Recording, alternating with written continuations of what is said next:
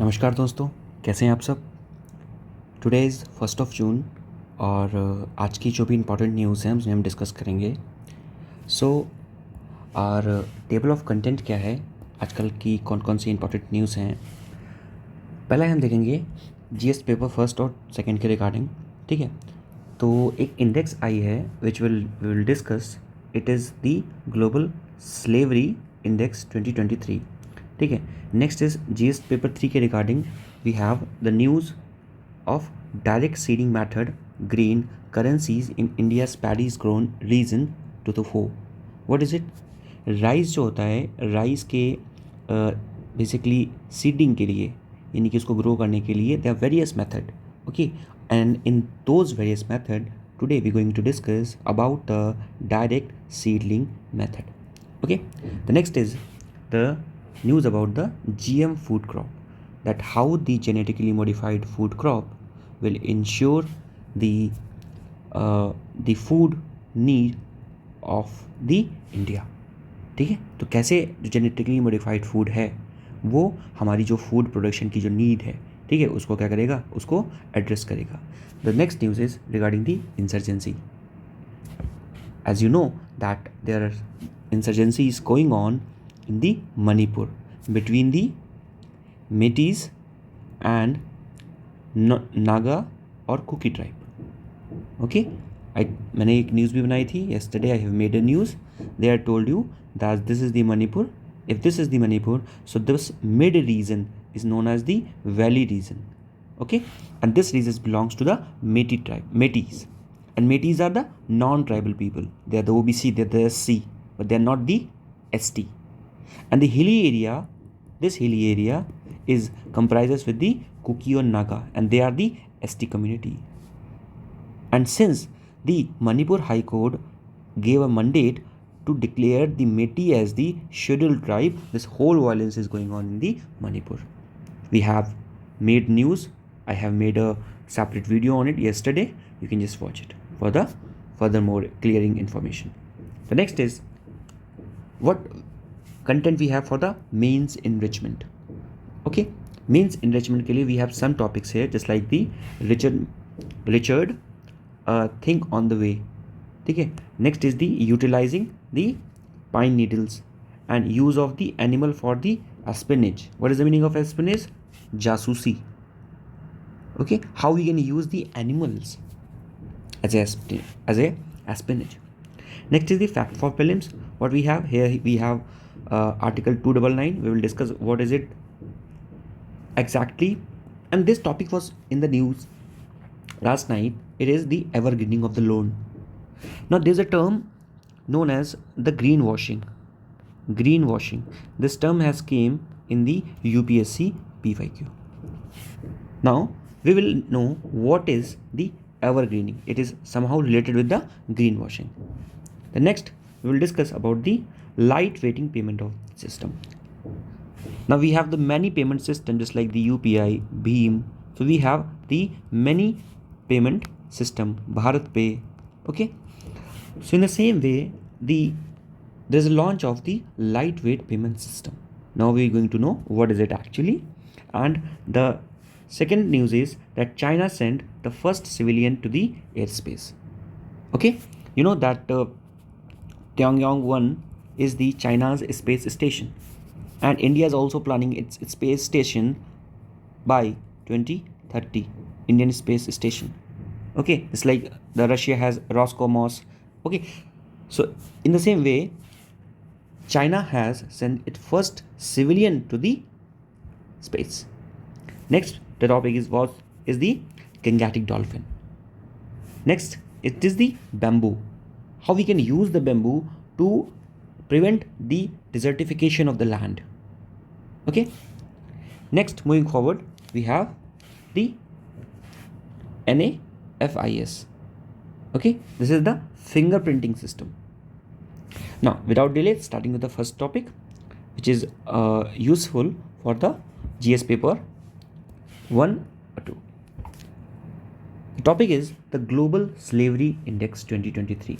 Now in 2023, we have just means we got the report of the Global Slavery Index. Okay, Now, and this news or this topic is relevant for the Indian society or whatever the mechanism of the law or the institution we have, constitutional body we have, okay, and protection of the betterment of the vulnerable sections. Okay, now according to the Walk Free Foundation Global Slavery Index, now we got to know that who published the Global Slavery Report or Global Slavery Index. It is published by the Walk Free Foundation. 15 million peoples are living in the condition of the modern slavery. Now you should pay attention to the term of the modern slavery. What is the modern slavery? You know that slavery is totally banned or prohibited in all around the world. We have so many laws to prevent the slavery. Okay, slavery basically it was an ancient concept. Now it don't exist, but there exists a type of slavery known as the modern slavery. Okay, and what is the modern slavery? Modern slavery, it refers to the situation of the exploitation in that the person cannot refuse to leave. He cannot refuse to leave. Whether he want it or not, he has to do that particular job because of the threat, because of the violence, because of the coercion, because of the deception. Okay, and what are the various forms of the modern slavery? We have the forced labor, we have the child labor, we have the forced marriage, debt bondage, commercial sexual exploitations, and human trafficking. So these are the some of the criteria, some of the forms of the modern slavery. Okay, so the report said that there's a 25% rise in the 5 year in the modern slavery. So this is the finding of the report that you should know. Okay, now what is the assessment? Global Slavery Index, the assessment of the modern slavery. It is done in the 160 country, and the data is released by the ILO, that is the International Labour Organization, and International Organization for the Migration. So they are the two organizations that collaboratively publish the data on the modern slavery. Okay, and there are three dimensions basically of this modern slavery index. The first is the size of the problem. Okay, how much the problem is prevalence in the society. Next is the government response and the vulnerability. Okay, so how the government is responding to that particular problem which is prevalent in the society. Okay, and political instability and inequality. Okay, now in 2023 the index is significant as India holds the G20 presidency. As you know that India is holding the G20 presidency. Okay, and because of that it becomes significant that where India stand in the index of the global slavery report. Okay, and this basically report focus on the sustainable development and the climate change and mitigation. This G20 basically of this year focusing on the sustainable development and the climate change mitigation. Now in the global slavery index, now what is the various ranking that country got in this particular global slavery index? So North Korea is the first, Eritrea is the second. Means in the North Korea the slavery is maximum, the modern slavery is maximum. People are bound to do the work they don't even like. Okay, now where the India stand in this list, especially if I'm going to talk about the G20 nations. So in the G20 nation, the India tops with a list of the 11 million people working as the forced labor. So this is a very devastating thing that among the G20 member, India is in the top with amounting near about 11 million people work as a forced labor, followed by the China, Russia, Indonesia, Turkey, and the US. Okay, so this you should know it. And as I told you that here, as I told you that there's a 25% rise over the last 5 years. Okay, there's a 20% rise in the last 5 years, and 15 million people were living in the condition of the modern slavery on any day given in 2021. So in 2021, on any day, there's a 50 million around people that were living as a form of the modern slavery. Okay, in the condition of the as a form of the modern slavery. Okay. Next is, what are the challenges we are facing regarding the modern slavery? Okay, now we have an SDG of the 8.7. It says that ending of the forced labor and the modern slavery, that we need to end the forced labor and the modern slavery, okay, which is prevalence in the modern society. Now, because of this, the stagnating government actions highlights the difficulty in achieving these goals by 2020, because we want to end the slavery by 2030. India want to end the slavery by 2020 also. Okay, but because the government's policy is not up to the mark, we are facing many challenges, many stagnation.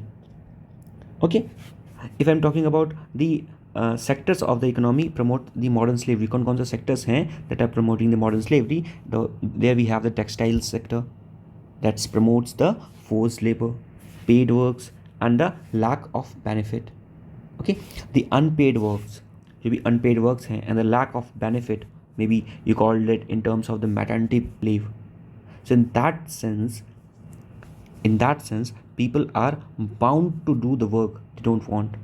They are doing the work, they are working extra hours, because in India the concept of the working hour is not so much promoted.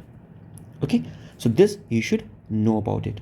And if I'm talking about some sort of articles, just like we have the article 23 and article 24. So article 23 talks about the employment of the persons in the industries, and article 24 talks about the prohibition of the children's below the age of the 40 in the employment of the industry. Now there's one more fact you should consider, that there's a government policy known as the Sumangali scheme in the Tamil Nadu. Now this is very strange scheme. Now what is this scheme about? This scheme, what it does, it traps the women and the girls from the marginalized location to work in the exploitative conditions in the spinning mills. What is it? Basically, जो girls हैं, ठीक है, so the girl is forced to work in a mill. Okay, for what? So that the amount they get in return of their service could be used as the dowry of the girl. So this scheme is known as the Sumangali scheme. Okay, so I think you got the concept. And this is a black spot on our society, this sort of schemes. This is a hurdle to end the India from the modern slavery. Now, what could be way ahead? South-South cooperation. Okay, with the South-South cooperation, what we could do, we could bring more transparency in the value chain and social security workers at all the stages, and holding cooperation accountable in the multilateral and the bilateral free trade agreement. Now we could just make the various free trade agreement with the South-South cooperation. Now, what is this South-South cooperation?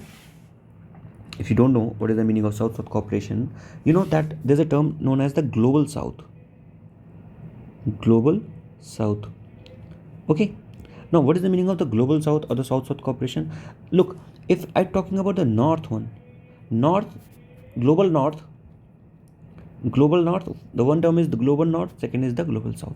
Global North are those nations that are developed, and Global South are those nations that are developing or underdeveloped. Now, India is in a way to become the leader of the Global South, as the Australian Prime Minister also said that Modi is the new boss. So maybe, or it is, there's a very much possibility that India could become the leader of the Global South.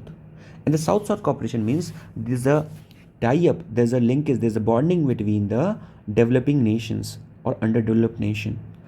Okay, so that if there'll be a leader of the global of the South-South cooperation or the Global South, so the voice of the developing or underdeveloped nation could be reached to the developed nation, so that they could hear the grievances of the developing nations. Just like the Indonesia, you can talk about the There are many small island nations that are sinking.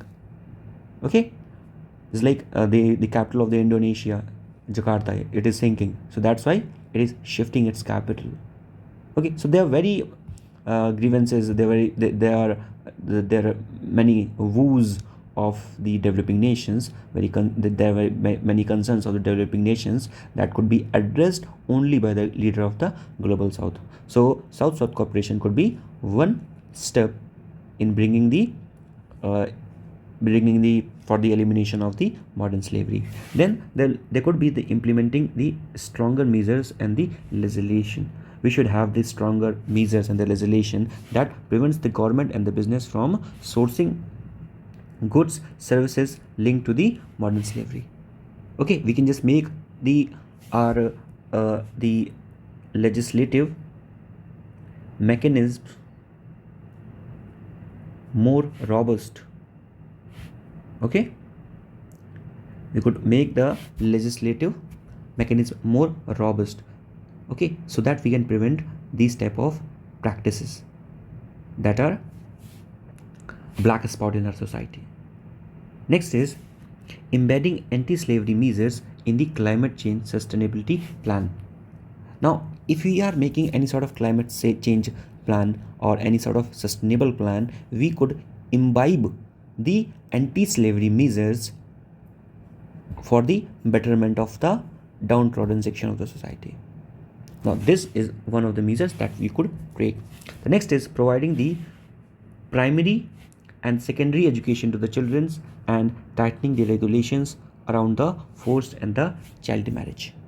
Okay, now you know that education is the only tool from which the mind of the particular infant could be developed. Okay, if anyone who has the good knowledge of the education or who has completed his education, so he has the skills, he has the mind to take the right and just decisions.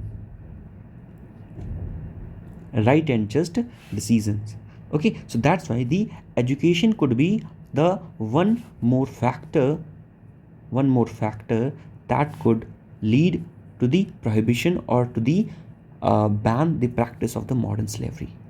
Okay, next, if you're talking about that the case of India, what is, especially if I'm talking about that, what is the major problems in the India? The first is the vulnerable population. The Indian population is so much vulnerable that the indigenous community and those engaged in the fishing and the agriculture in the state like the Orissa, West Bengal have more victims of the debt bondage, human trafficking and mass displacement. Okay, because the education is not up to the mark. They have not completed their education. They don't know how to take the just and wise decision. They caught in the trap of the money lender and from there the bondage labor. Okay, and mostly the sector where the people are so much vulnerable includes the fishing sector. It's like the agriculture sector in the state of like Orissa, West Bengal. Okay, and this could lead to the human trafficking and mass displacement, the what we call the migration of the people. Okay, but because if you don't have the work at a particular place or you got trapped in the bondage of that particular landlord, so you have to migrate from there, otherwise you will be slave in the form of the modern slavery. Next, if I'm going to talk about the India's stand of the modern slavery, now what we have is we have the Bonded Labor Abolition Act of 1976. So we have the banned the bonded labor in the year of 1976, and there are many central schemes for the rehabilitation of the bonded labor. In Hindi, we called it the Bandhua Mazdoor. Okay, and you also know that according to the Supreme Court, the non-payment of the minimum wage amount to the forced labor under the Article 23 of the Indian Constitution. Now, if I'm going to show you, okay, so here you can see the Article 23, which prohibits the trafficking in the human beings and the forced labor. So Article 23 of the Indian Constitution, under the right against exploitation, prohibit the trafficking in the human beings and the forced labor. So you cannot traffic the humans, means you cannot just sell the humans just like the commodity, and also to the forced labor. You cannot force anyone to work at a particular place. Okay. And 24 article said that prohibition of the employment of the children in the factories means that no children below the age of the 14 years shall be employed to work in any factory or the mines engaged in any other hazardous employment. Okay, so no children below the age of 14 could be able to work in an hazardous factory. So these are the two articles that you should know. Okay, now what are the challenges that we have in India? Is the poor implementation of the law. We have the law, just like the Bondage Labor Abolition Act of 1976, or we have the many rehabilitation scheme for the bonded labor, and also the Supreme Court's mandate.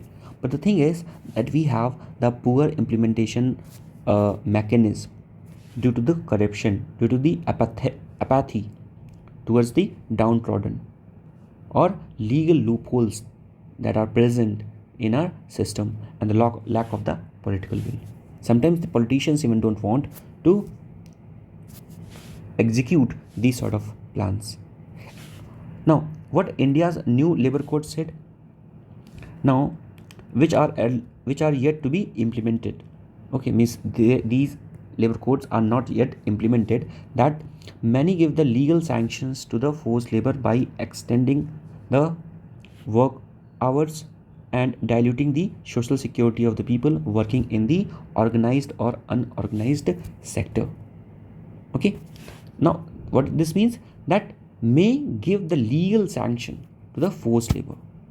Okay, means this law has not been implemented yet, but there is a provision of the legal sanction if anyone is extending the working hour, or anyone diluting the social security of the people. Now, what is the meaning of social security?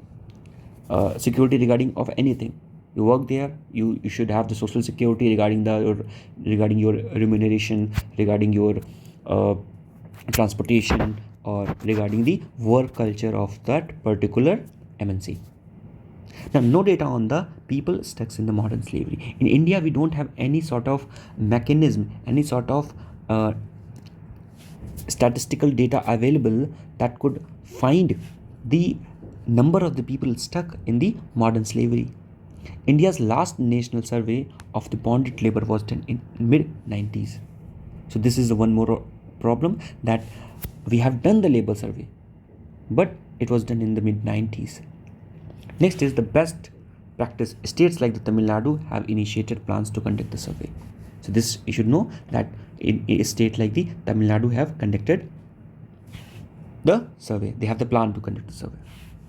What is the conclusion? The strong legislation is needed, and the accountability of the G20 nation must be ensured to empower the vulnerable communities. And a road to preventing the forced labor goes through the rights to access the public goods on the global common and the decent work. These are some of the criteria that we could adopt to prevent the forced labor. What is it? The right to the access to the public good, global common, and the decent work.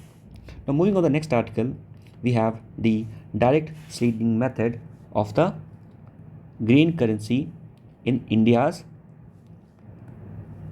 paid dye growing region. Now, this includes in the section of the agriculture, paper GS paper 3. Okay. Now, there's a growing trend of the farmers of the rice growing states in India adopting the direct seedling method. So there's a method of the paddy cultivation that is known as the direct seedling method. Now, in the direct seedling method, what the farmers do, they don't plow the field. Okay, they don't plow the field. Instead of that, what they do, they just dig up from the top and put the seed there, and this is known as the direct seedling method. Okay, If you want, I can show you the direct seedling method. Just wait.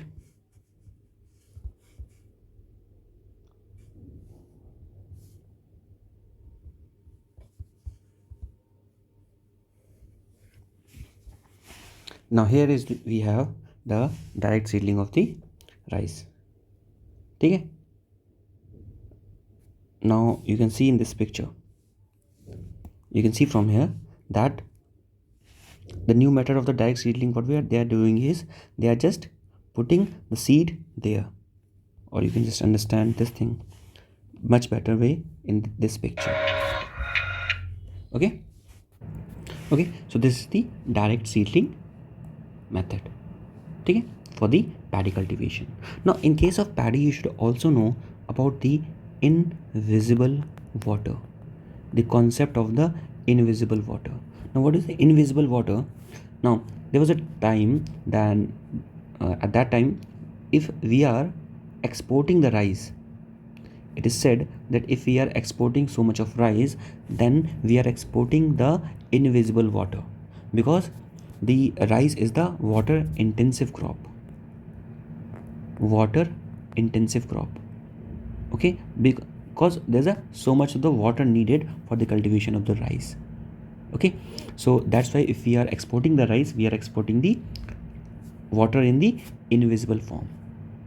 Okay, and in India the maximum the cultivation of rice that happen, for that the water needed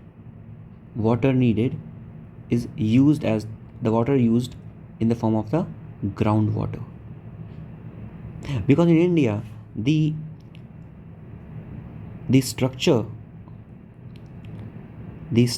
of the canals is not so much developed. Okay, in India we don't have so much of the well organized canals, so the availability of the groundwater is very easy for the water need in the cultivation. Okay, so this you should know that in India we are so much dependent on the groundwater, and because of that there's a depletion in the groundwater. Okay, now moving forward, now what is the reason why we are using this direct seedling method? Now with the delays in the rainfall, the labor shortage, and this method allow the farmers to sow seed without the waiting for the rain or spending time to the nurseries. Okay, this direct seedling method needs less water, it needs less time, and it needs less labor, so everything it's need is less. Okay, and because of that there's a less money also required in this direct seedling method. Okay, now if I more explain the further concept, what is the direct seedling method? It is the broadcasting seed technique. Now direct seedling method is also called as the broadcasting seed technique. It is a method in which the seed is directly drilled into the field. As I told you, if this is the field, in the normal cases what we do, first we plow the field, and then we pour the seed. But we plow the field and then we pour the seed or drop the seed. But in case of the direct seedling method, what we do, if there's a field, we directly put or directly inject the seed into the field, and there's no nursery preparation for the transplantation involved in this method. Because in sometimes what we do, in the normal case we can just opt two method. First we plow the field and pour the seed, or in the second method, first we plow the field and we grow the seed in the nursery. Okay, we grow the seed in the nursery, and then when the seed become the little tenderest plant, then we put this plant in the field. So this is a big method. It is a time taken method. Time taken method. Okay, so this you should know from here. Okay, now this technique, in this technique, the farmers levels the land, provide on the pre-sowing irrigation, and then sow the rice seed directly into the field instead of transplanting the seed. Okay, now we'll see what is the difference between the direct seedling method and the traditional agriculture.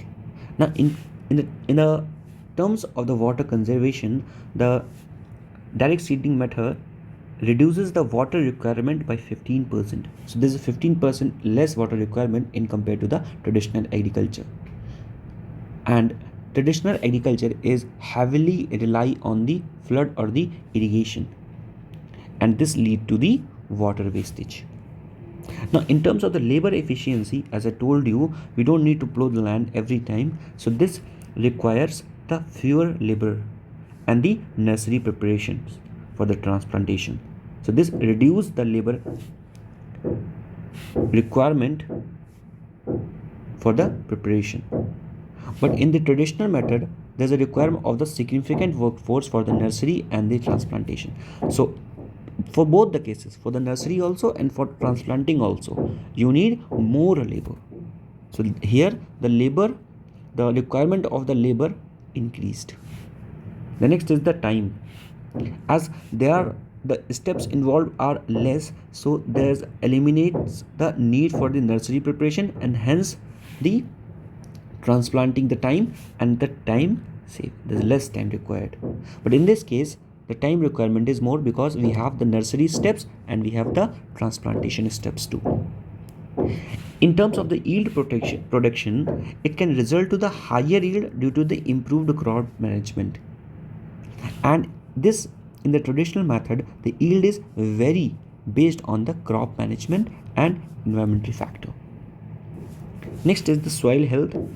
It prevents the development of the hard crust and beneath the plow layer, and puddling can lead to the soil compaction and reduce the soil health. Okay, you know that if there's a field thick, so in that case, if you every time you are plowing the field, okay, so this basically deteriorate the soil health, and in this case, in the direct seedling method, it prevents the soil health. Okay, or it makes the betterment in the soil health. Okay, so this you should know from here. And it also conserve the CO2 sequestration. This point is not added. I'll add it further. The CO2 sequestration, because what happened, there's a field, and in this field there's so much of CO2 trapped beneath the land, and if you are not plowing the land, means you are not letting or allowing this trapped CO2 to came out in the atmosphere. So this somehow the direct seedling method help in the, or it prevents the CO2 loss, or it helps in the CO2 sequestration. And the next is the crowd residue management, allows for the better management of the crowd residue. Okay, and the crowd residue management can challenge in traditional method. As you know that in the case of the Haryana and Punjab, the farmers are burning the crop residue, that leads to the more air pollution. Okay, so this is a main big problem. But in this case, in the direct seedling method, this is not the case. Okay, now what is the limitations of the direct seedling method? Limitations of the direct seedling method. Weed management challenge. The direct seedling method often requires the multiple spray of the weedicide. So in this case, in the direct seedling method, we require the weedicide. Weedicide is something that kills the weeds to control the weed growth. In comparison, the flood irrigation in the traditional method act as a natural weedicide. Okay, so in the traditional method, there is a concept of the flood irrigation. If the flood irrigation happen, that moves the weed from that particular crop and helps in the reduction of the weed. But this is not the case with the direct seedling method of the rice. Next is the vulnerability of the climate extremes. Direct seedling methods may be more susceptible to the extreme weather conditions such as the high temperature and the deficient rainfall. If there is a deficient rainfall or there is a high temperature, then it needs more water. But the basic concept here is that it needs less water. The next is the crop residue management. What is crop residue management? As I told you कि crop residue में क्या होता है कि it's like if there's a crop residue, so in the direct seedling method, this crop residue is not there, वहाँ पर होता नहीं है. But in case of the in the traditional method, what we use the slash and burn. We burn the crop residue. ठीक है. In some extent ये क्या करता है, it works as a fertilizer, but वो इतनी ज़्यादा क्वांटिटी में हो जाता है then it is not good for the health of the soil health, and also it is not good for the environment. So in both the cases. Next is the yield variability. I told you कि जो this direct seedling method can vary depending on the factors like the farmer's expertise, soil types and the environmental conditions. So in सारी चीज़ों पे it will depend. Next is the initial learning curve. That the transitions from the traditional agriculture to the direct seedling method may require the farmers to acquire new knowledge and skills, because they have the traditional knowledge. They only know how to grow the traditional crops. So in this method, they need the knowledge and the skills for the cultivation of the crop. Next is the seed requirement of the direct seedling method is also higher than the transplanting. The seed required होगा, it will be higher. You need more seed here.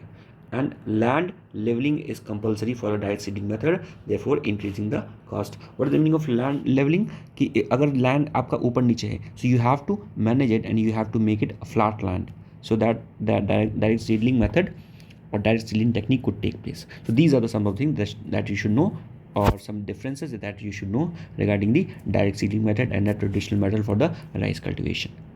Next, we have the question here that we can just discuss or describe the significance of the direct seedling method of the rice in 250 words. And we have a PYQ of the UPSC. Then what is the advantage of the zero tillage in the agriculture? The first option is, now what is the meaning of zero tillage? Zero tillage means that only the direct seedling method, वही direct seedling method कि आपने क्या किया, directly क्या कर दिया उसको directly उसको इंसर्ट कर दिया. और जो टिलेज था, what is the meaning of tillage? जो रेसिड्यू बच गया, दी रेसिड्यू. सो रेसिड्यू क्या है? जीरो है, मतलब बिल्कुल नहीं बचा हुआ है.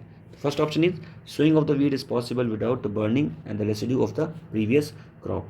दिस इज करेक्ट ऑप्शन कि जो सोइंग ऑफ द सीड है it is possible without burning the residue of the previous crop. It could possible. Next is without the need for the nursery of the rice sapling, direct planting of the paddy seeds into the wet soil is possible. ये तो मैं बात कर रहा था, we are talking about the direct seedling method कि without the need of the nursery. In the direct seedling method हमें क्या होता है, we don't need the nursery for the rice cultivation, we can directly plant the paddy. And the third is the carbon sequestration in the soil is possible. As I told you कि अगर आप क्या कर रहे हो, अगर आप उसको प्लो नहीं कर रहे हो, if you are not plowing the field means you are not disturbing the amount of the carbon dioxide that is entrapped beneath the surface of the land. Okay, so these all the three are possible with the help of the zero tillage agriculture. So the option will be D. Now moving forward, we have the GM food crop. What is the meaning of GM food crop? It is the genetically modified food crop. Genetically modified fruit crop. Okay. Now this is helpful in the GS paper 3. As you can see, GS paper 3, because the agriculture is the subject of the GS paper 3. I hope कि आपको सारा जो syllabus होगा वो याद होगा. ठीक है. So this will help in the biotechnology and awareness of the biotechnology. Now what is the full form of the GM food? It is the genetically modified food. Means हम क्या कर रहे हैं कि जो जीन्स हैं of the particular food crop or the catch crop, हम उसको क्या कर रहे हैं, genetically modify कर रहे हैं to make a better breed of itself. Okay, and view is controversial as well as the science-based solution for the sustainable global. ये actually ये काफ़ी controversial भी है, because sometimes क्या होता है कि whenever you are changing any gene, तो आप उसके साथ जो छेड़छाड़ कर रहे हो, तो this could lead some sort of distortion, और उसकी वजह से क्या हो सकता है, कई सारी प्रॉब्लम्स हो सकती हैं. So it is also very much controversial, but it is a science based solution for the sustainable global food system. We know that there's the requirement of the food in India is increasing day by day because of the population. We are near about 140 billion. Okay. So because of that, ठीक है, not 140 billions, it is 140 crores. ठीक है. So what are the challenges facing conflict between the food security and environmental protection? कौन कौन से challenges हैं? ठीक है. Challenges the word facing is the conflict between the food security and environment protection. कि हमें फूड सिक्योरिटी बढ़ानी है और साथ साथ हमें क्या करना है, एनवायरमेंट प्रोटेक्शन करना है. सो ये इंपॉर्टेंट है. अब अगर हम फूड सिक्योरिटी बढ़ाएंगे, so we have to take some sort of science based solutions. It's like the genetically modified food, और it's like the you also know that BT cotton. BT cotton is one such an example, or we also know about the food fortification. Okay. So food fortification की भी हम लोग help ले सकते हैं. तो ये सारे मेथड क्या हैं, ये फूड सिक्योरिटी को बढ़ाएंगे. बट द थिंग इज कि these method are also a challenge to the environment. Environment के लिए चैलेंजेस भी हैं, तो इनको कैसे ओवरकम करें. तो हमें क्या करना है, we have to make a good balance between the food security and the environment protection for the welfare of the people. Next is, यहाँ पे क्या लिखा हुआ था, agriculture is responsible for the the quarter of the carbon emission. जो हमारा carbon emission होता है उसका क्वार्टर मीन्स 1/4 जो है वो सिर्फ कहाँ से हो रहा है, सिर्फ एग्रीकल्चर से हो रहा है. ठीक है. और एग्रीकल्चर की बात की जाए तो एग्रीकल्चर जो इंडिया में है, ठीक है, the GDP contribution of agriculture in India is 17 to 18%. The GDP contribution, and the number of people employed in the agricultural sector is 55 to 56%. So this you should know that agriculture amounts to 16 to 17% of the GDP, and the number of the people employed is 50 to 56%, and vast majority of the biodiversity loss. ठीक है.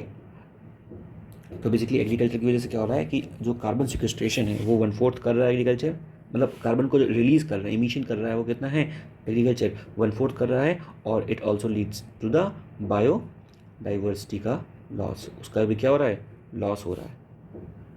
However, there is a need to increase the food production by the 50% as the world population keep growing to the 10 billion by 2057 as the UN estimate. So UN का estimate क्या है कि 2057 तक हमारी जो population होगी पूरे वर्ल्ड की, it would be near about 10 billion. ठीक है. So for 10 million people we have to increase the food production, okay, by the 50%. So हमें एक सस्टेनेबल ऐसे वेज ढूंढने पड़ेंगे, so from which we can increase the food production. Next अगर बात किया जाए तो अप्रोचेस कौन कौन सी हैं, what are the various method from which we can just approach the food security and mitigate the climate crisis. The first is the dietary change. Now we have to change our food habits. ठीक है. Just like if you're talking about the rice, so rice is a water intensive crop. Because it is a water intensive crop, it needs more water. Okay, but we know कि जो हमारे पास जो water के sources हैं, it is not unlimited sources, वो limited हैं. सो हमें क्या करना पड़ेगा, हमें ऐसी क्रॉप्स पे स्विच करना पड़ेगा that are good for our consumption also and sustainable also. Just like talking about the millets. तो मिलेट्स एक ऐसी क्रॉप है जो क्या है, सस्टेनेबल भी है, और वो क्या है, हमारे कंजम्पशन के लिए भी अच्छी है. ठीक है. क्योंकि उसमें क्या होता है, जो उसका ग्लाइसेमिक इंडेक्स होता है, ठीक है, वो क्या होता है, लो होता है. What is the meaning of glycemic index, कि जब आप किसी चीज़ को खाते हो तो तुरंत खाने पर उससे कितने अमाउंट का ग्लूकोज निकलता है, तो उसे बोलते हैं ग्लाइसेमिक इंडेक्स, उसका जो मेजरमेंट होता है. एंड इन द मिलेट्स और इन द जो भी कोर्स ग्रेन होता है, ठीक है, तो उसका जो ग्लाइसेमिक इंडेक्स होता है वो क्या होता है, काफ़ी ज़्यादा लो होता है, which is good for the health. और काफ़ी सारी, जैसे जो अगर किसी को शुगर हो गया तो इसके लिए भी काफ़ी ये अच्छा है. एंड दी बेटर टेक्नोलॉजी, हमें क्या चाहिए, बेटर टेक्नोलॉजी होनी चाहिए जो कि इन्वायरमेंट फ्रेंडली हो. ठीक है. ताकि जो मेथड ऑफ एग्रीकल्चर हो वो इन्वायरमेंट फ्रेंडली हो और ज़्यादा जो बायोडाइवर्सिटी का लॉस हो वो ना हो. Gene technologies are the crucial part of the strategy for the sustainable food system. हमें क्या करना पड़ेगा, अपनी जीन टेक्नोलॉजी की जो समझ है उसको बढ़ाना पड़ेगा. तो इंडिया में अगर बात किया जाए कि जेनेटिकली मॉडिफाइड जो भी क्रॉप है तो उसमें बात किया जाए कि इंडिया में बेसिकली हम लोग बीटी कॉटन को ग्रो कर रहे हैं as the pest resistant GM version of the cotton from 2002 to 2003। 2002 to 2003 तक अभी सिर्फ हमने बीटी के बारे में, बीटी के मामले में सिर्फ बीटी कॉटन को ही ग्रो किया हुआ है। ठीक है, तो ये आपको पता होना चाहिए। ठीक, और 2014 तक हमने जो 90% जो हमारा कॉटन था, ठीक है, जो आ रहा था, it is coming only from the BT cotton section. And India is the 4th largest cultivator of the GM crops by the area and second largest producer of the cotton. So India become the second largest producer of the cotton because of the presence of the BT cotton. Okay, so this you should know. Next is the genetic engineering appraisal committee. ठीक है, ये कौन सी committee है, ये क्या करती है, ये बेसिकली अप्रेजल देती है। अगर कहीं पर भी कोई भी जीएम क्रॉप है उसका अप्रूवल चाहिए तो वो अप्रूवल कौन देता है, जेनेटिक इंजीनियरिंग अप्रेजल कमेटी। ठीक है, इसने डिक्लेयर किया था कि जो environmental release of the mustard hybrid, Dhara mustard hybrid DM11 for its seed protection and testing. तो बेसिकली जो जीएम क्रॉप है, देखिए आपको ये पता होना चाहिए पहले तो कि जो बीटी और जीएम में अंतर क्या होता है। बीटी जो होता है बेसिकली ये क्या होता है, पेस्ट रेजिस्टेंस, और जो जीएम होता है वो क्या होता है, वो जेनेटिकली मॉडिफाइड होता है। तो ये चीज़ आपको पता होना चाहिए। ठीक है, तो जो जेनेटिकली इंजीनियरिंग का अप्रेजल कमेटी थी तो उसने क्या इन्वायरमेंटल क्लियरेंस दे दिए हैं कि जो धारा मस्टर्ड है उसको भी ग्रो करने के लिए। और इंडियन जो scientist have also developed the strain of the sub one rice which are much more resistant to the flooding. And golden rice के बारे में सुना होगा, ये भी क्या है, it is a GM strain of the modified rice जो कंटेन करता है विटामिन ए को। ठीक है, so vitamin A is needed for the dietary nutrition of our body.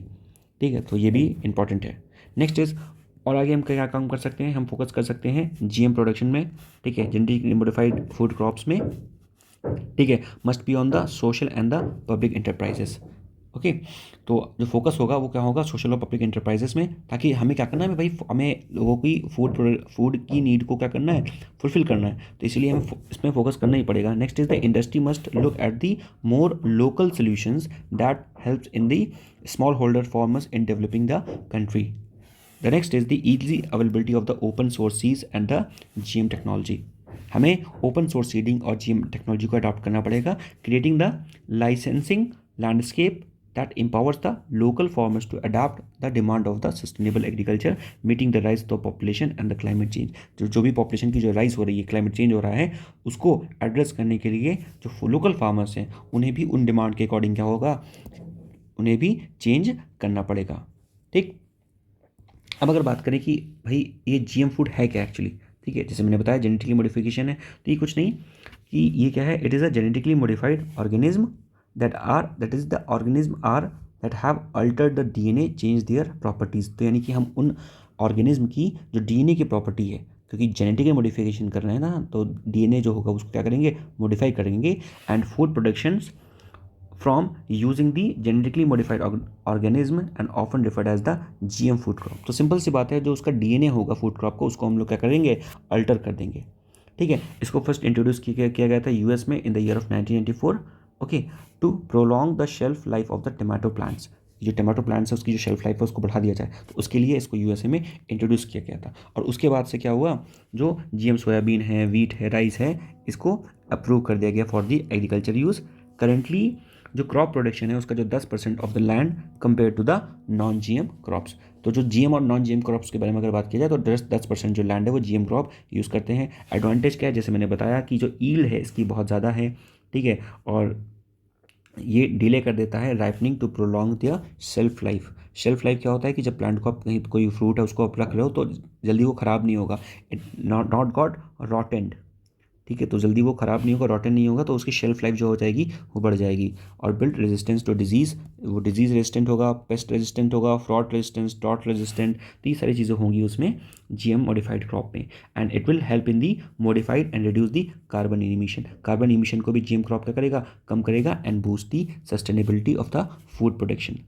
ठीक है, कंट्रोवर्सी क्या है, जो प्रॉब्लम्स क्या आ रही हैं, जैसे मैंने बताया कि कंट्रोवर्सी हो रही है इसके रिगार्डिंग। कंट्रोवर्सी ये है कि ये कंसर्न है regarding the safety regarding what, long term impact of the human health पे क्या इम्पैक्ट पड़ेगा इसका, and specially on the biodiversity. And monopolies of the big corporate, ठीक है, क्योंकि अब ये जो टेक्नोलॉजी है सबको ये तो अफोर्ड नहीं कर सकता, तो जो बिग कॉर्पोरेट है वही इसको अफोर्ड कर पाएंगे. So because of that there could be possibility of the monopoly and that is leading a controversial topic. ठीक है, एक क्वेश्चन देख लेते हैं यूपीएससी पीवाईक्यू का. ठीक है, with reference to the genetically modified mustard, that is the GM mustard developed in India, consider the following statement. Okay, now first is the GM mustard has the genes of the soil bacterium that gives the plant the property of the pest resistance to the wide variety of the plant. Now as I told you कि जो pest resistant वाला काम है वो कौन करता है, वो BT करता है, Bacillus thuringiensis. ठीक है, वो जीएम का काम नहीं है. जीएम क्या करता है, जीएम और जैसे फ्रॉथ रेजिस्टेंट हो गया, ठीक है, और उसके बाद कोई इंसेक्टिसाइड रेजिस्टेंट, पेस्टिसाइड रेजिस्टेंट, तो ये सारे के लिए होता है. लेकिन सिर्फ पेस्ट के लिए कौन होगा, बीटी होगा. तो ये ऑप्शन क्या हो जाएगा, गलत हो जाएगा. Next is GM mustard has the genes that allows the plant for the cross pollination and the hybridization. ये बिल्कुल सही है, क्योंकि डीएनए है ना, डीएनए को अल्टर कर रहे हैं, तो डीएनए को अल्टर करने से क्या होगा, क्रॉस पॉलिनेशन करना पड़ेगा, हाइब्रिडाइजेशन कराना पड़ेगा. एक इन्फीरियर जो जीन है उसको एक सुपीरियर जीन से क्या करना पड़ेगा, क्रॉस ब्रीडिंग करानी पड़ेगी. सो this is the right option. Next is the GM mustard crop has developed jointly by the IAR and the Punjab agriculture university. This is wrong. वो बेसिकली दिल्ली यूनिवर्सिटी के अंतर्गत आता था. तो यहाँ से जो करेक्ट ऑप्शन हो जाएगा वो क्या हो जाएगा, only 2 is the correct option. ठीक, ये जो टॉपिक था मणिपुर का, ये मैंने कल की वीडियो में आपको अच्छे से एक्सप्लेन किया था. ठीक है, तो इसको मैं यहाँ पे लीव कर रहा हूँ. यहाँ पर सिर्फ इतनी ही बात थी क्या कि यहाँ पर जो एरिया है इसको वैली रीजन कहते हैं और यहाँ पर मेजर ट्राइब रहती है, और बाकी जो अदर रीजन है वो वहाँ पर क्या है, वहाँ पर हिली एरिया है जहाँ पर हिल ट्राइब रहती है. हिल ट्राइब में कौन कौन सी ट्राइब रहती है नागा और कुकी. ठीक, ये जो एरिया है वैली रीजन, ये सिर्फ 10% एरिया है ऑफ द टोटल मणिपुर. बाकी जो हिल एरिया है वो 90% एरिया है. ठीक है, प्रॉब्लम सिर्फ इतनी है कि मणिपुर हाई कोर्ट ने बोला था कि जो हिल दी जो मेटी ट्राइब है जो यहाँ पर रह रही है उनको भी एसटी का स्टेटस दे दिया जाए. ठीक है, क्योंकि वो भी अपने कल्चर को प्रिजर्व कर सकें. बट द प्रॉब्लम इज़ कि यहाँ पर अगर पॉपुलेशन की बात की जाए तो 64% ऑफ द मणिपुर पॉपुलेशन यहाँ पर रहती है. तो अगर उनको सबको एसटी का स्टेटस दे दिया गया तो कहीं ना कहीं पूरी स्टेट को ही एसटी का स्टेटस मिल जाएगा, क्योंकि हिल एरिया वालों को तो पहले से ही मिला हुआ है. सो बिकॉज ऑफ दैट ये सारी कॉन्फ्लिक्ट हो रही है. बाकी और क्या प्रॉब्लम है कि जो हिल एरिया में रहने वाले लोग हैं, यानी कि जो इस रीजन में रहने वाले लोग हैं, वो अभी यहाँ वैली में आके लैंड को परचेज़ कर सकते हैं, पर जो वैली वाले जो लोग हैं वो हिल में जाके लैंड को परचेज़ नहीं कर सकते हैं. तो ये सारी जो प्रॉब्लम्स हैं, और उसके अलावा जो भी डेवलपमेंट प्रोजेक्ट हैं वो सिर्फ कहाँ आते हैं, वैली रीजन में आते हैं. तो सबके अलग अलग सिनेरियोज़ हैं, आप इसको पढ़ लेना. ठीक है, और बाकी मैंने कल की वीडियो में सारा कुछ अच्छे से एक्सप्लेन किया हुआ था. नेक्स्ट हम बात करेंगे आर्टिकल 299 के बारे में. ठीक है, आर्टिकल 299 ऑफ इंडियन कॉन्स्टिट्यूशन क्या कहता है कि रिसेंट जो रूलिंग आई थी सुप्रीम कोर्ट की states that when the government इंटर्स into contract with under the president name it cannot claim immunity from the legal provision of the contract under the article 299 of the Indian Constitution. Article 299 Indian constitution क्या कहता है कि जो भी working है या जो भी कोई भी एग्रीमेंट होगा, ठीक है, वो किसके नाम पर होगा, वो किसके नाम पे होगा, वो अगर सेंटर में है तो प्रेसिडेंट के नाम पर, और स्टेट है तो गवर्नर के नाम पे. आपको पता है गवर्नर के नाम पे सारे एग्रीमेंट्स होते हैं. तो यहाँ पर क्या कहा जा रहा है कि जो गवर्नमेंट है, क्योंकि वो प्रेसिडेंट के नाम पर कोई भी क्या कर रहा है, जहाँ सारे जो सारे काम होता है वो क्या होता है, प्रेसिडेंट के नाम होता है. क्योंकि प्रेसिडेंट क्या है, head of the state, and prime minister is the head of the government. ठीक है, वैसे तो प्रेसिडेंट क्या है, president is the titular head. ठीक है, प्रेसिडेंट क्या है, टिटुलर हेड. बट जो सारे काम होते हैं वो किसके नाम पर होते हैं, प्रेसिडेंट के नाम पर होते हैं. सो बिकॉज ऑफ दैट, क्योंकि सारे काम प्रेसिडेंट के नाम पर होते हैं, इसीलिए यहाँ पर कहा गया कि गवर्नमेंट अगर कोई काम कर रही है तो ऐसा नहीं है कि वो प्रेसिडेंट के नाम पर कर रही है तो उसको इम्यूनिटी मिल गई कि कुछ भी कर सकती है. नहीं, दिस जो लीगल इम्यूनिटी उसको मिली हुई है, it is not the actual immunity, यानी कि it's subject to the intervention of the Supreme Court. ठीक है, तो ये चीज़ आपको यहाँ पर पता होनी चाहिए. बस यहाँ पर ये इतना ही बताया गया था. ठीक है, इसके बारे में बताया गया था. देखिए यहाँ पर एक केस भी हुआ था, तो यहाँ पर नाम लिखा हुआ है ग्लॉक एशिया पैसिफिक लिमिटेड, अ पिस्टन मैन्युफैक्चरिंग कंपनी थी, उसके रिगार्डिंग ये केस हुआ था, और उसमें फिर इसके बाद ये जजमेंट यहाँ पर ये दिया हुआ था. 299 क्या कहता है? 299 कहता है, स्पेसिफाई करता है the manner in which the government contract should be conducted और एग्जीक्यूटेड, किस तरह से जो गवर्नमेंट के कॉन्ट्रैक्ट होंगे वो क्या होंगे? एग्जीक्यूट होगा। And this article 299 states the objective of this article is to ensure the contract made by the agents acting on the government's behalf adhere to the defined procedure to prevent the unauthorized or illegitimate contract that may be deplete the public fund। तो हमें क्या करना है? Government को कोई भी ऐसा काम नहीं करना है, कोई भी ऐसा एग्रीमेंट नहीं करना है, या गवर्नमेंट के किसी भी एजेंट को कोई भी ऐसा एग्रीमेंट नहीं करना है जो क्या करे, जो इलीगल हो, इलेजिटिमेट हो, और वो क्या करे, बेकार में पब्लिक का जो फंड है उसको डिप्लीट कर दे। So we have to prevent that thing. तो ये चीज़ पता होनी चाहिए रिगार्डिंग दी आर्टिकल 299। नाउ और अगर बात किया जाए यहाँ पर थोड़ा सा, तो contract must be expressed to be made by the president of the governor. जो भी, क्योंकि ये क्या है, प्रेसिडेंट ऑफ द गवर्नर क्या है? Head of the government, head of the state और हेड ऑफ द पर्टिकुलर उनके स्टेट्स के हैं। तो ऑल द कॉन्ट्रैक्ट जो ये होंगे वो सारे एग्जीक्यूटिव या फिर जो भी एग्जीक्यूटिव एक्शन होंगे वो लिए जाएंगे on the name of the president of the India, और स्टेट में on the name of the governor. ठीक, और जो भी एग्जीक्यूशन ऑफ द कॉन्ट्रैक्ट होगा, ठीक है, the contract and the assurance of the property made by the exercise of the executive power shall be executed on the behalf of the president governor by the person authorized by them। यानी कि सारे जो execution होंगे वो president governor के behalf पे होंगे, पर अगर गवर्नमेंट चाहे तो किसी को एग्जीक्यूट भी कर सकते हैं वो सारे फंक्शंस। ठीक है, next is neither the president nor the governor shall be personally liable for any contract और एश्योरेंस मेड और executed in accordance with the 299।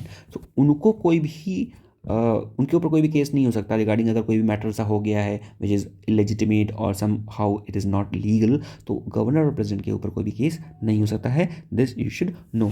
Next is exemption of the persons executing the contract. Now individual executing the contract on the behalf of the president और the governor shall also not be personally liable for those contract. तो वो इंसान जिसको governor या president ने क्या करा है, डेलीगेट की है अपनी अथॉरिटी, वो भी क्या होगा, वो भी डायरेक्टली उसको इम्पर्सोनेट नहीं किया जा सकता, उसको चार्ज नहीं किया जा सकता for the execution of the contract. ठीक है, अगर कोई भी गड़बड़ होता है उसमें। Now the compliance with the statutory law, जो हमें पता है कि 299 है, does not grants the government immunity from the application of the statutory laws when entering into the contract. The government is still bound by the applicable law. तो government क्या है, जो लॉ है उससे क्या है, बाउंड है। नेक्स्ट बात करते हैं हम ever grinning of the loan. ये मैंने टर्म बताया था ever grinning of the loan. इससे पहले आपको पता होना चाहिए, एक और मैं टर्म बताऊंगा आपको, greenwashing. Greenwashing, no greenwashing क्या होता है, जैसे आपने सुना होगा घर में आप लोग कराते हो क्या, वाइट वॉश। ठीक है, वाइट वॉश में क्या करते हो, दीवारों पे वाइट पुट्टी कर देते हो। ग्रीन वॉशिंग क्या होती है कि अगर सपोज कोई कंपनी है और वो suppose 10 ton of CO2 emit कर रही है ईयरली, बट वो अपनी जो उनकी जो डेटाबेस की जो बुक है उसमें वो 10 टन ना दिखा के वो उसमें क्या दिखाएं कि नहीं हमने 10 टन नहीं किया, हमने सिर्फ 7 टन किया हुआ था ईयरली। ठीक है, और किसी भी और जो रिसीट है, जो सर्टिफिकेशन है, उसमें झूठा सर्टिफिकेशन बनाते हैं। So this is known as the greenwashing. Okay, now what is the evergreening of the loan. Evergreening of the loan में क्या होता है कि बेसिकली जैसे सपोज एक कंपनी है, ये एक बैंक है और ये एक कंपनी है। ठीक, अब बैंक ने कंपनी को लोन दिया। ठीक, बैंक ने लेट से 10 करोड़ का लोन दिया, 10 करोड़ का लोन दिया कंपनी को। नाउ अब क्या है, कंपनी को एक पर्टिकुलर टाइम के अंदर ये लोन को वापस करना होगा। लेट से अगर कंपनी ये 90 डेज़ के अंदर इस लोन को वापस नहीं कर पाती है तो ये जो लोन है वो क्या बन जाएगा, वो बैंक के लिए क्या बन जाएगा, NPA, नॉन परफॉर्मिंग एसेट्स। ठीक, तो उसके बाद अगर ये NPA बन गया, ठीक है, तो बैंक को क्या होगा, अब बैंक को कहीं ना कहीं घाटा होने लगेगा। ठीक है, एक कॉन्सेप्ट होता है प्रोविजनिंग का। प्रोविजनिंग का क्या कॉन्सेप्ट होता है कि बैंक को अपने पास कुछ अमाउंट रखना पड़ता है कि अगर कोई भी उनका जो लोन है वो NPA बन गया, ठीक है, तो उसके बदले उनको क्या करना पड़ेगा, एक अमाउंट रखना पड़ेगा जिससे वो उसको कंपनसेट कर सकते हैं। ठीक है, तो अब क्या होगा कि अगर ये NPA बन गया तो इनको अपना इस अमाउंट से क्या करना पड़ेगा, कंपनसेट करना पड़ेगा, और फिर दोबारा इस अमाउंट को क्या करना पड़ेगा, बढ़ाना पड़ेगा। समझ गया। लेकिन हो क्या रहा है यहाँ पर, अगर जैसे ये फर्स्ट केस में इसने 10 करोड़ का लोन लिया, दूसरे केस में क्या हो रहा है कि बैंक क्या कर रहे हैं, फिर से उसी कंपनी को या वो कंपनी फिर से बैंक से लोन ले रही है। ठीक। अब जब दोबारा इसने कंपनी ने लोन लिया तो दोबारा इस कंपनी ने लेट से 5 करोड़ का या 20 करोड़ का लोन ले लिया। ठीक। अब ये 20 करोड़ का लोन लेने के बाद ये कंपनी क्या कर रही है कि अपने इसमें से 10 करोड़ जो है वो अपने लोन चुकाने के लिए, पहला वाला लोन चुकाने के लिए अदा कर रही है। तो कहने का मतलब है एक लोन चुकाने के लिए इस कंपनी ने दो दो लोन ले लिए। तो इसी को हम लोग क्या कहते हैं, एवरग्रीनिंग लोन, कि जो लोन है वो चलते चले जा रहे हैं। ठीक है, लोन जो है वो चलते चले जा रहे हैं। और बैंक भी क्या कर रहे हैं, बैंक भी उसी कंपनी को दोबारा लोन दे रहे हैं ताकि क्या हो कि उनको अपना जो प्रोविजनिंग है उसको ना बढ़ाना पड़े। अगर बैंक ने दोबारा इनको लोन दे दिया तो इसका मतलब क्या हुआ कि इनके जो एनपीए हैं ये नहीं बने। अगर एनपीए नहीं बने तो इनको क्या है, प्रोविजनिंग अपनी नहीं बढ़ानी पड़ी। तो यहाँ पर जो इनकी प्रोविजनिंग होगी वो क्या होगी, कम हो जाएगी। ठीक है, तो ये कॉन्सेप्ट है किसका, एवरग्रीनिंग ऑफ द लोन। देख लें यहाँ पे क्या लिखा हुआ है, रिसेंटली दी आरबीआई गवर्नर जो है उसने रेड फ्लैग रेज किया और द बैंक अडॉप्शन और innovation method for the evergreening of the loan. ठीक है, एवरग्रीनिंग क्या होती है, practice where the banks lenders provide the additional funds और take others measures to the artificially sustain the loan, किसी लोन को artificially sustain करना। ये क्या है, it is a temporary solution use by the bank to avoid the classifying the loans as the NPA. तो NPA को temporary हटाने के लिए कि भाई अभी हमारी जो एसेट्स जो हमने लोन दिए थे वो एनपीए डिक्लेयर नहीं हुए हैं, वो क्या करते हैं, दोबारा लोन ले देते हैं। This is the evergreening and this requires them to set aside more money for the potential losses. ठीक है, because the such classification would, अगर क्या होगा, अगर एनपीए हो गया तो उसको क्या उन्हें को क्या करना पड़ेगा, अपनी पोटेंशियल लॉस के लिए मोर मनी असाइड करनी पड़ेगी। तो एनपीए ना हो इसके लिए वो क्या कर रहे हैं, इसके लिए वो दोबारा लोन दिए दे रहे हैं। ठीक है, ताकि उनको बाकी मनी जो है वो अलग ना रखनी। होता क्या है कि जैसे बैंक है कोई, अब बैंक ने अगर उसका एनपीए हो गया कहीं पे, तो वो उसने जो लोन बगल में निकाल के रखा था थोड़ा सा, जिसको हम लोग बोलते हैं पोटेंशियल लॉस के लिए जो है प्रोविजनिंग बोलते हैं इसको, प्रोविजनिंग। ठीक है, तो ये जो प्रोविजनिंग रखी थी, अगर ये एनपीए डिक्लेयर हो गया तो इस प्रोविजनिंग से अमाउंट निकाल के देना पड़ेगा उसको। ठीक है, तो इसीलिए और फिर इस प्रोविजनिंग में दोबारा अमाउंट डालना पड़ेगा, और ना ही इस प्रोविजनिंग को दोबारा को बैंक छेड़ सकता है, ना ही इसमें कोई इंटरेस्ट मिलता है। तो ये एक तरह का, आप ऐसे समझ लो, ये this is like a SLR. ठीक है, वो पड़ा है उसमें, कुछ नहीं मिल रहा, कोई इंटरेस्ट नहीं मिल रहा, ये मनी बिल्कुल फिक्स पड़ी हुई है। ठीक है, तो इसीलिए this is a problematic which could affects their profitability. ठीक है, अगर ये प्रोविजनिंग जो अमाउंट है वो बढ़ता चला गया तो क्या होगा, उनकी जो प्रॉफिटेबिलिटी है वो क्या हो जाएगी, वो इफेक्ट होगी। समझ गए। No method use by the bank for the evergreening of the loan क्या है, bringing two lenders together to evergreen each others loan. दो लेंडर को एक साथ लिया ताकि उनके जो लोन है उसको एवरग्रीनिंग को कंपनसेट कर सकें। Good borrowers are being persuaded to enter into the structured deal with the stressed borrower. तो जो भी स्ट्रेस बोरोवर है उसको गुड बोरोवर के साथ क्या करेंगे, उसको परसुएड करेंगे कि आप इस डील में आ जाओ। ठीक है, क्योंकि गुड बोरोवर क्या है, जिसका क्रेडिट स्कोर अच्छा है। ठीक है, तो ये आपको पता होना चाहिए। नेक्स्ट बात करेंगे हम लाइट पेमेंट सिस्टम। ठीक है, ये क्या है, जैसे मैंने बताया था कि हमारे यहाँ पे यूपीआई है और बहुत सारे पेमेंट सिस्टम है, यूपीआई है और एनईएफटी है। ठीक है, और आरटीजीएस है, रियल टाइम ग्रॉस सेटलमेंट। ठीक है, तो कई सारे सेटलमेंट है हमारे पास। तो उसके बाद लाइट वेटिंग पेमेंट सिस्टम की ज़रूरत क्या पड़ी, तो ये बेसिकली क्या है, एक सेटलमेंट सिस्टम है। ठीक है, जो कि ऑपरेट करता है, कहीं से भी कर सकता है विद बेयर मिनिमम स्टाफ। ठीक है, in case of the exigency. तो अगर कहीं पर क्या है, एक्सीजेंसी है, मीन्स इमरजेंसी है, तो उस कंडीशन में क्या है, हम लोग लाइट वेट पेमेंट सिस्टम का इस्तेमाल कर सकते हैं। ठीक है, and this will be the independent technology that is underline the existing systems of the payment. ठीक है, तो ये बेसिकली क्या है, ये एक इंडिपेंडेंट टेक्नोलॉजी सिस्टम है, जिससे हमारे पास यूपीआई है। ठीक है, और उसके बाद नेट इलेक्ट्रॉनिक फंड ट्रांसफ़र है, रियल टाइम ग्रॉस सेटलमेंट है। तो ये सारी चीज़ें। No difference between the UPI और लाइट वेट पेमेंट सिस्टम क्या है, तो की डिफरेंस क्या है, resilience and availability of the two system. क्या है, the resilience and the availability of the two system, this is more readily available. The UPI on the other hand is conventional system. ये कर रहा है handling large transactions volume require the stable and the robust infrastructure. Okay, on the other hand जो light weight system है उसको क्या चाहिए, वो even operate in A volatile and extreme condition. जो लाइट वेट सिस्टम है वो वोलेटाइल और एक्सट्रीम कंडीशंस में भी ऑपरेट कर सकता है। ठीक, and the regular payment system may not be accessible.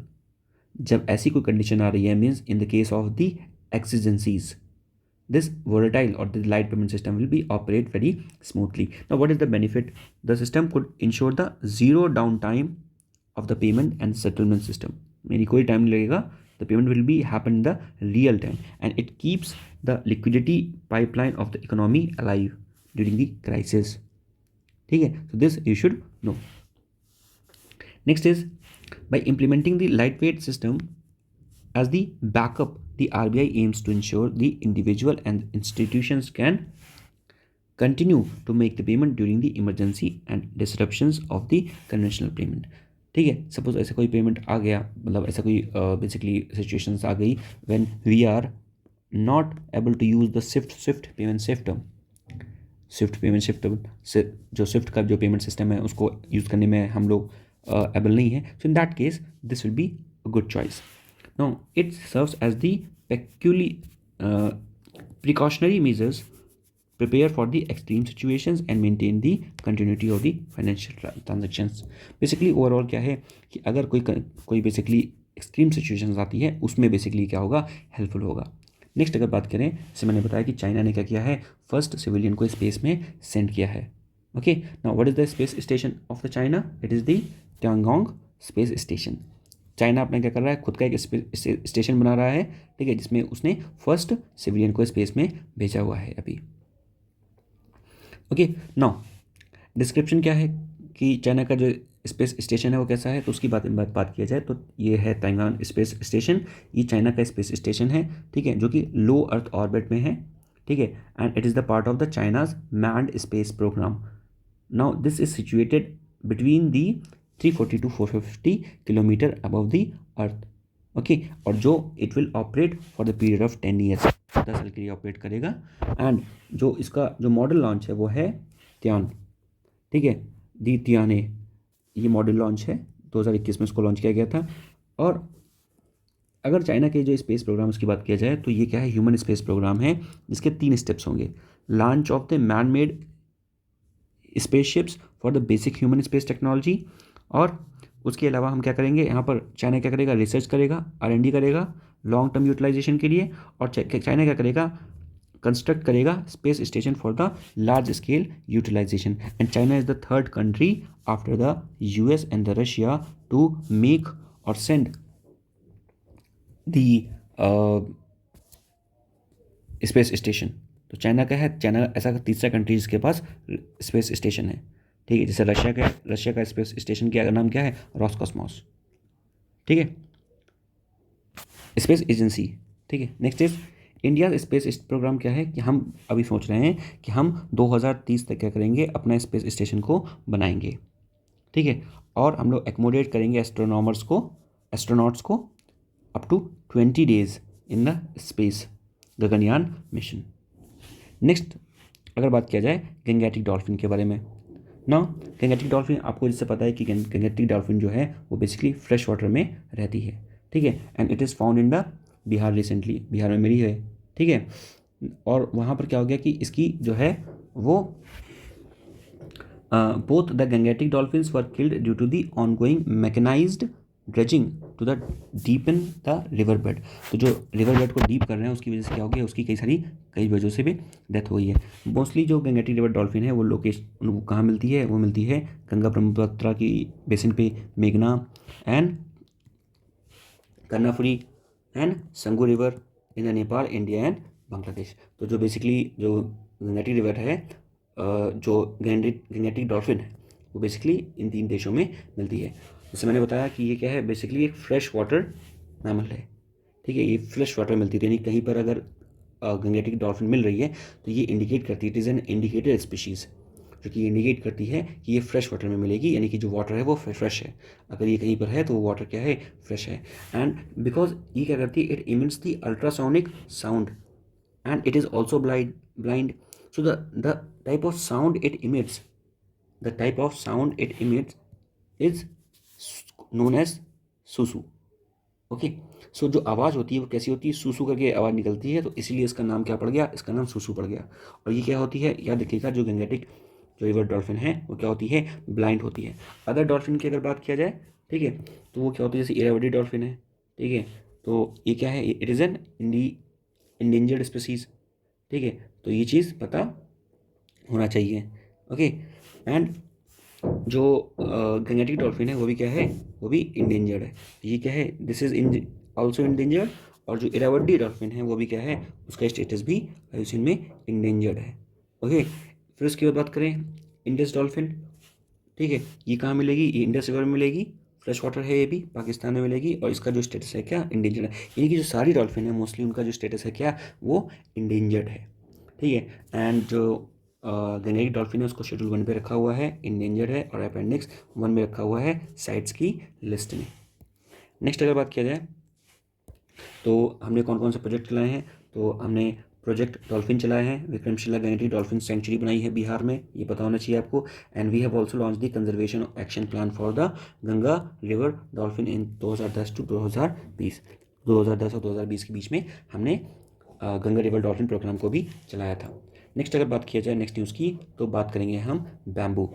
No, bamboo क्या है, bamboo is basically is so much important because basically क्या है कि it is a added plant है, this is a added plant and has many benefit. What is the meaning of added plant, कि कम पानी लेता है और वहाँ पर ये ग्रो कर जाता है। ठीक है, and this helps in the preservation of the desertification of the land. अगर कहीं पर क्या हो रहा है, लैंड का डिजर्टिफिकेशन हो रहा है, तो उसको रोकने के लिए the bamboo is so much helpful.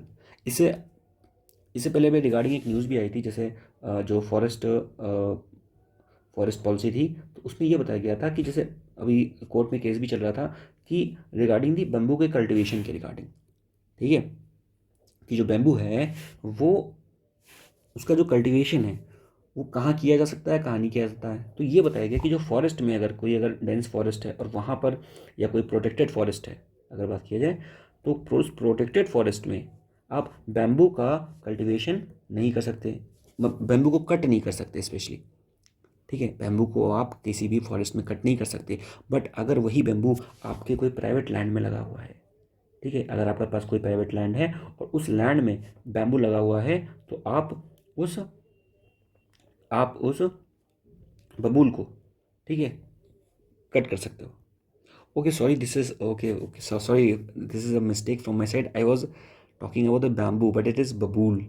Okay okay, so much sorry for this thing, this is babool. Okay okay okay okay, ये मैं जो डेटा बता रहा था, this data was about the bamboo. चलो ठीक है, मैंने बता दिया, कोई बात नहीं। तो ये जो डेटा है कि आप जो बैम्बू है, ठीक है, बैम्बू की अगर मैं बात करूँ तो बैम्बू जो है ये, ठीक है, ये बांस जिसको कहते हैं, तो उसको आप प्राइवेट लैंड पे कट कर सकते हो, और अगर प्रोटेक्टेड रिजर्व फॉरेस्ट तो वहाँ पे कट नहीं कर सकते। बबूल की बात की जाए तो बबूल क्या है, it is an arid plant. ठीक है, ओके, तो ये एरिड प्लांट है and it is the perennial, it is the perennial evergreen tree, यानी कि हमेशा जो है वो रहता है indigenous to the Indian subcontinent as well as the tropical African, okay, Burma, Sri Lanka, Saudi Arabia, Egypt और west and east Sudan. It occurs in the tropical and the subtropical regions of the India. ठीक है, nutritions value जो कौन कौन से मिलती है, इससे हमें प्रोटीन मिलता है, फाइबर मिलता है, फैट, कार्बोहाइड्रेट, पोटेशियम, और ये सारी चीज़ें यहाँ से मिलती हैं। एंटी बैक्टीरियल एक्टिविटी, तो ये जो बबूल है ये क्या है, it is effective against the gram positive bacteria like the bacillus cereus and the staphylococcus. ठीक है, तो इसके अगेंस्ट क्या है, इसके अगेंस्ट एंटी बैक्टीरियल प्रॉपर्टी ये रखता है, तो ये पता होना चाहिए। नेचुरल फूड प्रिजर्वेशन की बात किया जाए तो बेसिकली क्या है, the pod extracts can replace the synthetic food preservative and inhibit the microbial spoilage. तो बैबुल से क्या है, हम जो सिंथेटिक प्रिजर्वेशन यूज़ करते हैं उसको हटा के हम इससे जो एक्सट्रैक्ट जो भी पॉड है उसका यूज़ कर सकते हैं, which will help in the inhibiting the microbial spoilage. Next is the babool is also environment friendly pest control. तो बबूल क्या करता है, बबूल का जो सीड है ऑयल, ये हेल्प करेगा बेसिकली पेस्ट को रोकने में। तो ये पता होना चाहिए। मेडिसिनल प्रॉपर्टी क्या है, the young leaves improve the digestions और wood stems keep the teeth clean. तो कई सारी गम को हेल्दी रखेगा, तो ये सारी जो हैं वो इसकी क्या है, मेडिसिनल प्रॉपर्टी है। बाग को ट्रीट करेगा और स्किन डिजीज़ को दूर करेगा, ये सारी क्या है, मेडिसिनल प्रॉपर्टी हैं ऑफ दी बबूल। एनिमल को फीड करने के लिए भी क्या होता है, ये हेल्प कराता है, जो भी न्यूट्रिशन एक्टिविटीज़ है वो सारी चीज़ें प्रोवाइड करता है, मील प्रोवाइड करता है।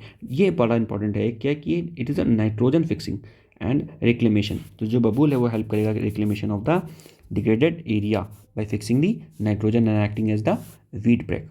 Now biodiversity and the climate resilience, जो प्लांटिंग ऑफ द बबूल ट्री क्या करेगा, बेनिफिट करेगा biodiversity and help in the combat desertification, just like जैसे कि मैंने बताया about the bamboo. This is about the बबूल। नेक्स्ट बात करते हैं हम रिगार्डिंग दी NAFIS। ये क्या है, this is the what we call the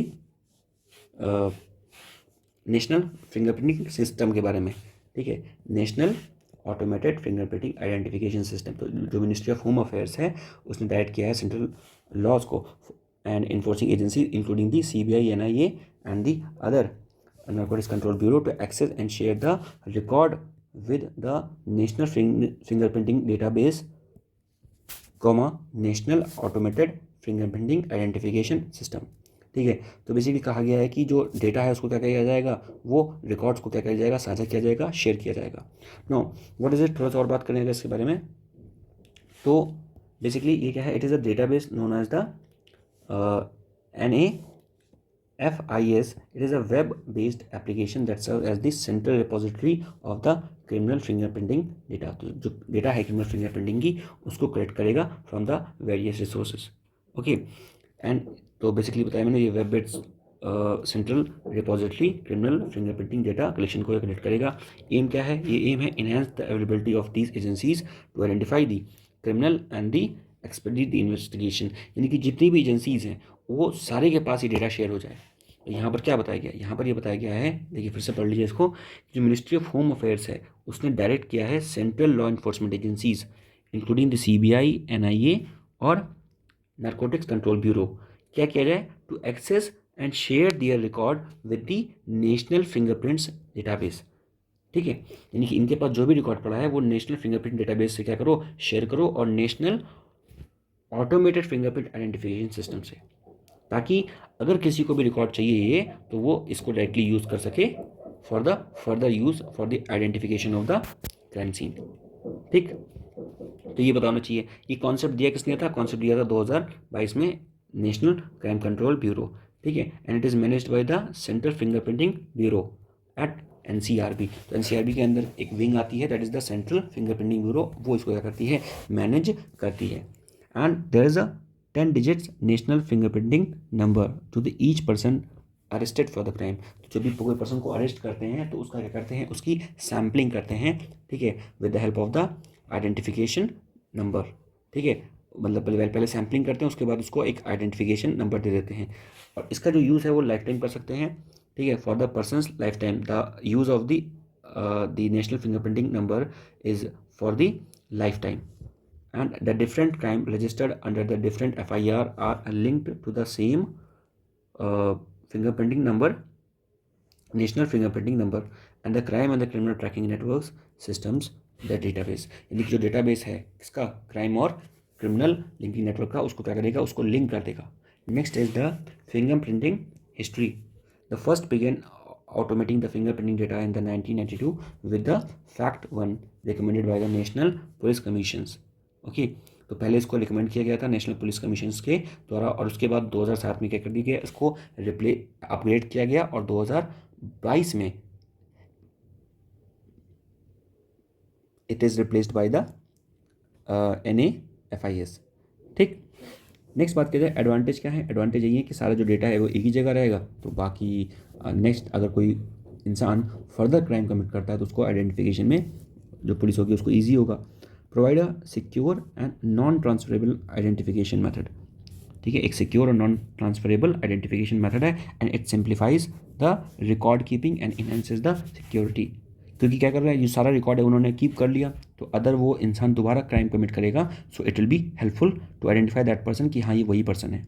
disadvantage क्या है, ये बेसिकली इम्प्लीमेंटेशन और मेंटेनेंस कॉस्ट इसका बहुत ज़्यादा है, इसको इम्प्लीमेंट करना ग्राउंड लेवल पे, और उसके बाद उस डेटा को मेंटेन करना, ठीक है, प्रॉपर डेटा रिपोजिटरी बनाना, this is a main challenge. And the limitation for the certain population such as there those worn print and missing printer. अगर क्या है, किसी की जो प्रिंट है, ठीक है, वो सही से नहीं आ रहा, या किसी की फिंगर मिसिंग है सपोज, तो वो प्रॉब्लम हो सकता है वहाँ पे। ठीक है, और अगर बात किया जाए NCRB की, तो नेशनल क्राइम रिकॉर्ड ब्यूरो, ठीक है, जो कि 1986 में बना था, हेडक्वार्टर इसके दिल्ली में, ये इंडिया गवर्नमेंट की एक एजेंसी है, ठीक है, जो कि क्या करती है, जो कलेक्ट करती है, एनालाइज करती है crime data and defines by the IPC act of 1860। तो जो नेशनल क्राइम रिकॉर्ड ब्यूरो है, ये IPC एक्ट ऑफ 1860 में इसको डिफाइन किया गया है, and it has the special and the local laws, okay, and it comes under the home ministry. So national crime record bureau, this comes under the ministry of home affairs, okay. So this is it, आज के लिए इतने ही, मिलते हैं आपसे next lecture में। Till then take care. अगर आपको लेक्चर अच्छा लगा हो तो आप इसको लाइक कर सकते हैं, कोई फीडबैक देना है तो आप कमेंट सेक्शन में बता सकते हैं। बाकी मिलते हैं नेक्स्ट लेक्चर में। Till then take care, good bye, पढ़ते रहिए। थैंक यू, जय हिंद।